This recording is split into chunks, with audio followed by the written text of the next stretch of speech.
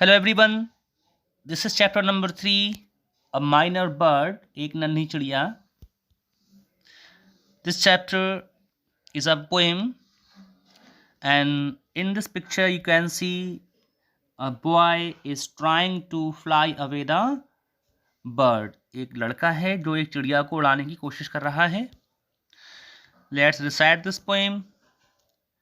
I have wished a bird would fly away and not sing by my house all day, have clapped my hands at him from the door when it seemed as if I could bear no more. The fall must partly have been in me, the bird was not to blame for his key, and of course there must be something wrong in wanting to silence any song. I have wished a bird would fly away and not sing by my house all day. मैंने ये इच्छा की है कि चिड़िया उड़ जाए, दूर भाग जाए और मेरे घर के पास पूरा दिन नहीं गाए. Have clapped my hands at him from the door when it seemed as if I could bear no more. और जब मैं उसके गीत को और ज़्यादा बर्दाश्त नहीं कर सका तो मैं दरवाजे पर आया और वहाँ से मैंने हाथ पीटे, तालियां बजाईं जिससे चिड़िया भाग जाए. तो इन 4 लाइंस में हम ये देख सकते हैं कि जो पोइट है उसको बर्ड का सॉन्ग इरिटेट कर रहा है और इसी वजह से वो उस बर्ड को उड़ाना चाहता है, वो उसके गीत को और सुनना नहीं चाहता है. तो दरवाजे पर आता है और उसको भगा देता है.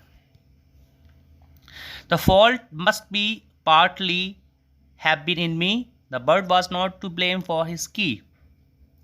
फिर उसको रियलाइज़ होता है कि शायद दोष मेरा ही है, गलती मेरी ही है, मुझ में ही कोई कमी है. मैं चिड़िया को उसके गीत के लिए, उसके म्यूज़िक के लिए मैं ब्लेम नहीं कर सकता कि मैंने उसको भगाया क्योंकि वो बुरा गा रही थी या उसका सॉन्ग मुझे इरिटेट कर रहा था. तो इसमें चिड़िया को ब्लेम नहीं किया जा सकता, फॉल्ट तो मुझ में ही है. And of course there must be something wrong in wanting to silence any song.